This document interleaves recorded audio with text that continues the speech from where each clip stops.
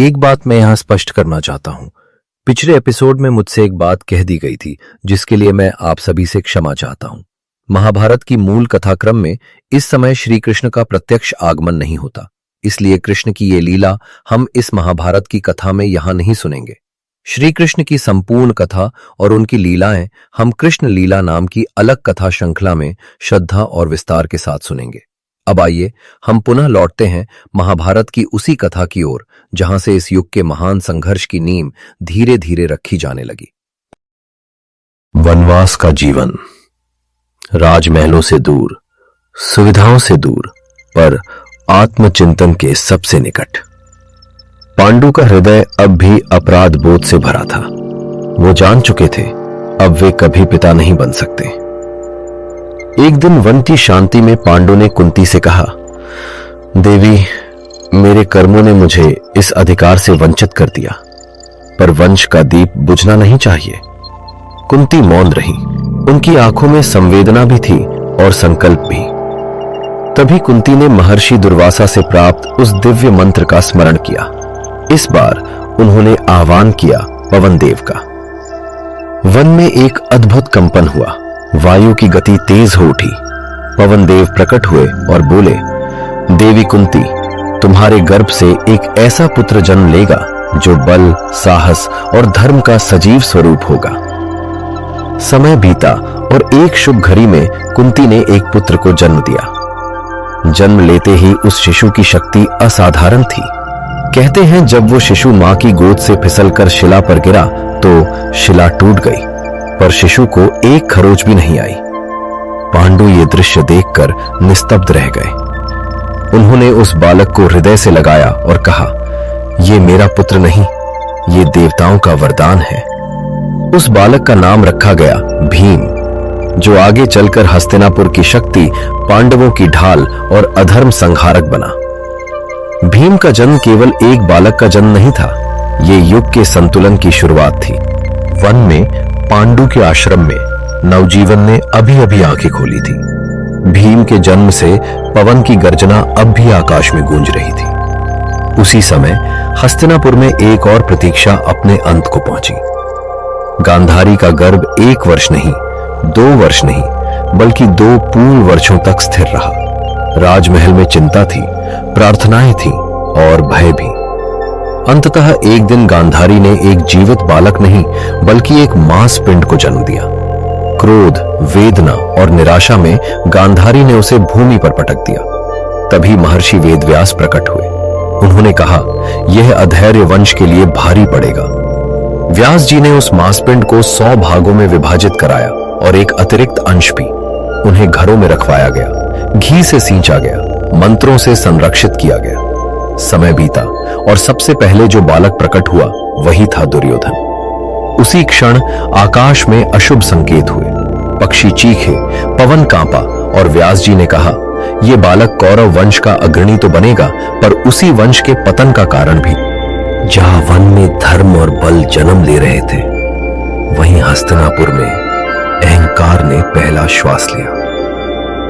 परंतु वन की शांति अभी पूर्ण नहीं हुई थी, क्योंकि धर्म और बल के बाद अब नीति और पराक्रम को धरती पर आना था। पांडु का हृदय अब भी द्वंद्व से भरा था। राजा होते हुए भी राज्य से दूर, पत्नी होते हुए भी वंश से भयभीत। कुंती ने उनके मौन को तोड़ा। स्वामी, ये सब ईश्वर की इच्छा है, आपका दोष नहीं, ये नियति है। तभी कुंती ने उस मंत्र का फिर से स्मरण किया। कुंती ने इस बार इंद्रदेव का आवाहन किया। आकाश में मेघ गूंज उठे, वज्र चमका और वन का कण कण सजग हो उठा। इंद्र बोले, कुंती, तुम्हारी पुकार सुनी गई है। धरती को एक ऐसे पुत्र की आवश्यकता है जो नीति में अडिग, धनुष में अद्वितीय और धर्म का रक्षक हो। और फिर उसी दिव्य क्षण में कुंती ने एक तेजस्वी पुत्र को जन्म दिया। नेत्रों में आकाश की गहराई, भुजाओं में वज्र का बल और हृदय में मर्यादा। उसका नाम रखा गया अर्जुन। धनुष उसका मित्र था, एकाग्रता उसकी पहचान और संयम उसका आभूषण। जिस क्षण अर्जुन ने पहली श्वास ली, उसी क्षण भविष्य ने अपने मार्ग बदलने शुरू कर दिए, क्योंकि अब धर्म, बल और पराक्रम तीनों धरती पर आ चुके थे और यह केवल आरंभ था। वन में अब एक अलग ही शांति थी। धर्म आया था, बल आया था, पराक्रम आया था। माद्री सब देख रही थी।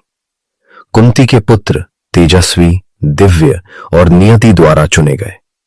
माद्री के मन में ईर्ष्या नहीं थी, केवल एक मौन प्रार्थना थी, यदि मेरा भाग्य भी हस्तिनापुर की कथा में कोई स्थान रखता हो। कुंती ने उस मौन को सुना। वो आगे आई, माद्री का हाथ थामा और बोली, यह मंत्र केवल मेरा नहीं, यह धर्म का है और धर्म सबके लिए समान है। कुंती ने मंत्र माद्री को सौंप दिया। माद्री ने अश्विनी कुमारों का स्मरण किया, देवताओं में सबसे कोमल, सबसे करुण और आरोग्य के अधिष्ठाता। वन में एक मधुर प्रकाश फैला, वायु स्थिर हुई, पत्ते थम गए और एक ही क्षण में, नहीं, 2 दिव्य आत्माएं धरती पर उतरी। माद्री ने जुड़वा पुत्रों को जन्म दिया, एक सुंदर, शांत, अश्व समान तेजस्वी, दूसरा गंभीर, स्थिर, गहन बुद्धि से युक्त। पहले का नाम रखा गया नकुल और दूसरे का सहदेव। नकुल रूप, विनय और शील का प्रतीक, सहदेव ज्ञान, ज्योतिष और नीति का भंडार। इस प्रकार पांडु के वंश में अब 5 दीप प्रज्वलित हो चुके थे, धर्म, बल, पराक्रम, सौंदर्य और ज्ञान।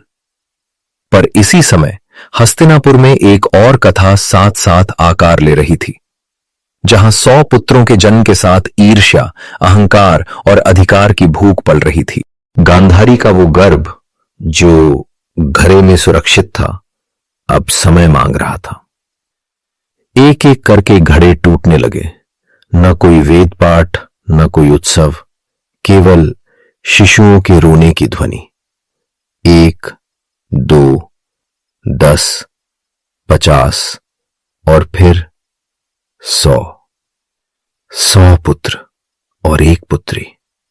राजमहल भर गया था, पर हर्ष नहीं था, क्योंकि जिन घरों से ये शिशु निकले वहीं अपशकुन भी उतरे थे।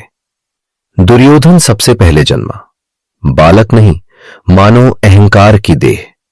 कहा जाता है, जब वो रोया तो गीदड़ रोए, कुत्ते चिल्लाए, गिद्ध मंडराए।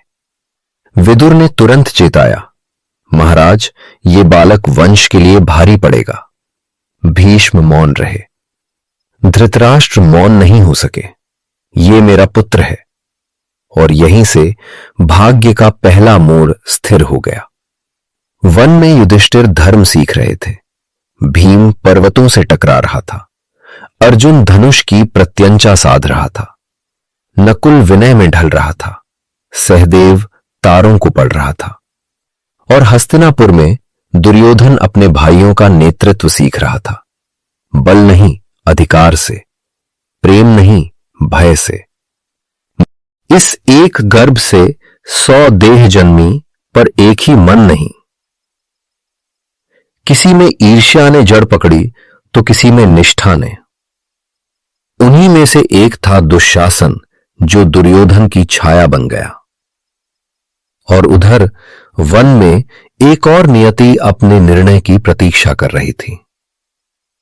अगले एपिसोड में जानिए कैसे पांडु का अंत एक शाप को पूर्ण करता है और कैसे माद्री अग्नि को अपना पथ बनाती है। एपिक टेल्स ऑफ भारत, जहां कथा केवल सुनाई नहीं जाती, वो महसूस की जाती है।